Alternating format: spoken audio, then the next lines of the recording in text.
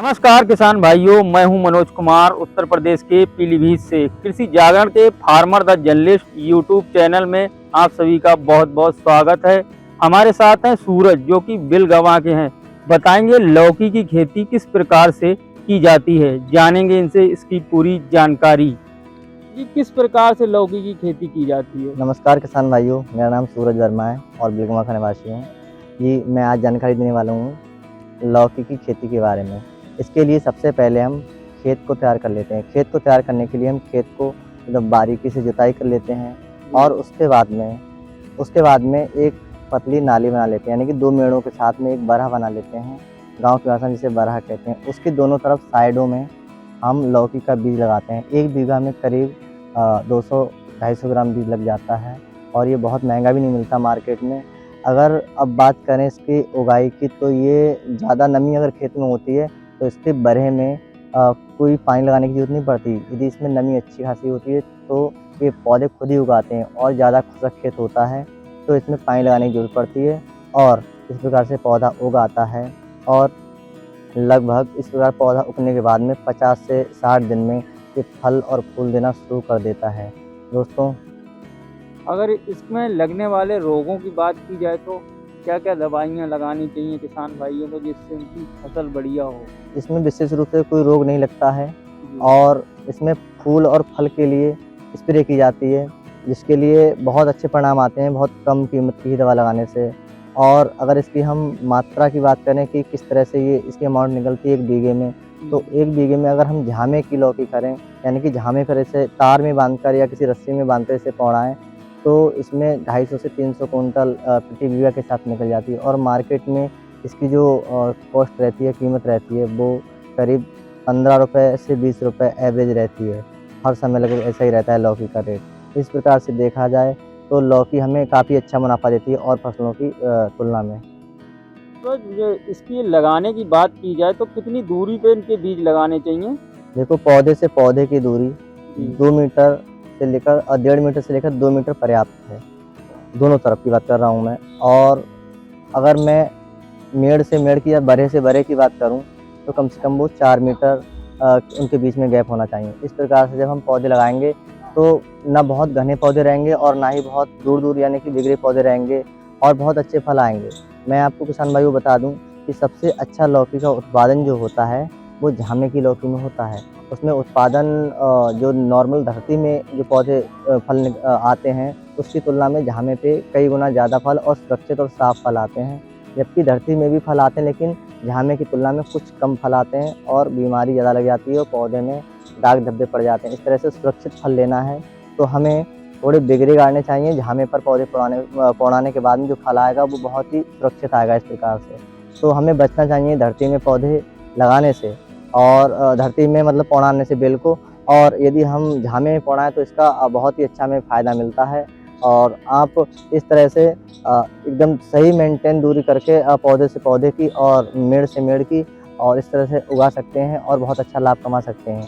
क्योंकि मैंने औसत निकाला है, इसको मैं करता हूँ तो 1 महीने में ये कम से कम 4 से 5 बार टूटती है, यानी कि 5वें दिन ये टूट जाती है। 1 बीघे में करीब 2.5 से 3 कुंटल इसकी जो है फल निकलते हैं और मार्केट में 10 से 15 रुपये किलो एवरेज बिक भी जाते हैं। तो इस प्रकार से महीने में ये 4 से 5 बार टूट जाते हैं इसके फल और लगभग 2 महीने इसकी तोड़ाई चलती है। तो 1 बीघे में करीब 40 से 50 हज़ार रुपये हमें फ़ायदा मिलता है इसका। अगर हम सब लागत भी निकाल दें तब भी 30 से 35 या 40 हज़ार रुपये हमें बच जाता है मुनाफे का इसमें।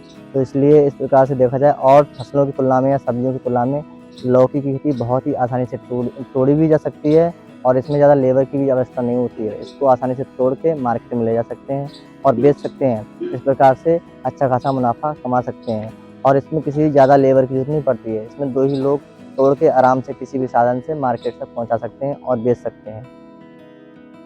सूरज, झामे की बात अपने कर रहे थे, झामा किस प्रकार से तैयार किया जाता है? देखो किसान भाइयों, अगर हम झामे की बात करें तो इसके लिए कोई कठिन काम नहीं है। इसके लिए हमें कम से कम 3-3, 4-4 मीटर की दूरी पर बल्लियाँ गाड़नी पड़ती हैं।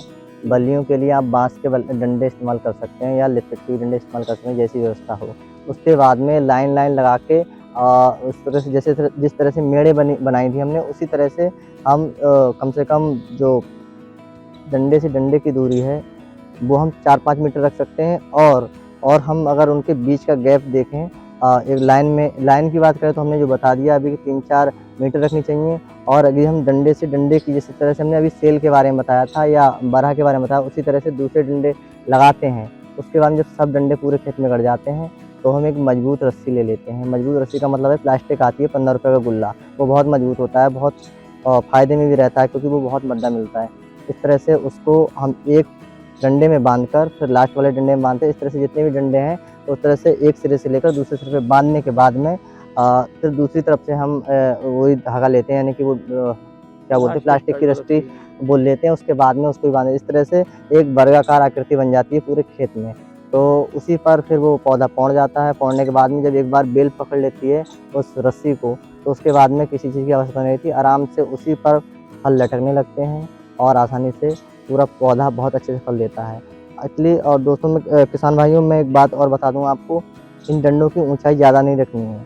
आपको 3 से 4 मीटर, बहुत में बहुत 5 मीटर तक रखनी है, जिससे कि ज़्यादा ऊंचे पे रखने से जो है आकर्षण बल धरती का ज़्यादा हो जाता है और पौधे फल जो है नीचे लटक के जो है बेल सहित गिर सकते हैं, क्योंकि अधिक फल आते हैं इसमें कभी-कभी। इसलिए 4-5 क्या बोलते हैं फुट तक अगर हम रखें पौधों डंडों की जो ऊंचाई है, तो फल ज़्यादा नीचे ही रहते हैं और उसमें हमें कोई दिक्कत नहीं होती। पौधे जहाँ के तहाँ पे रहते हैं और आसानी से हम तोड़ सकते हैं। तो आप नॉर्मल ऊंचाई रखनी है डंडों की और इस तरह से रस्सी को इधर से उधर और इधर से उधर ऐसे करके हम आराम से झामा बना सकते हैं। इसमें कोई कठिनाई नहीं है। और जब फसल आपकी समाप्त हो जाए उसके बाद में जहाँ के तहाँ पे रख सकते हैं। और छोटे वाला जो जोतने वाला एक मशीन आती है, उससे डंडों को ना उखड़ने के बाद भी जुताई करके फिर से दूसरी फसल उगाई जा सकती है। दोस्तों, मेहनत से बचने के लिए, ज़्यादा मेहनत से बचने के लिए जो हमने डंडे लगाए थे उनको ना उखेड़ें। उसके और फसल ख़त्म हो जाने यानी कि पूरी हो जाने के बाद फसल की उम्र और हम डंडे अगर ना उखेड़ें तो उस डंडे वाले खेत में जनरेटर वाली हैरों आती है, छोटे हाथों से चलाने वाली, उसको पूरे खेत में बीघे 2 बीघे 3 बीघे घुमा सकते हैं उसमें और खेत को जोत सकते हैं। खेत को जोतने के बाद में उसमें खाद डाल के फिर से कोई भी फसल उगा सकते हैं।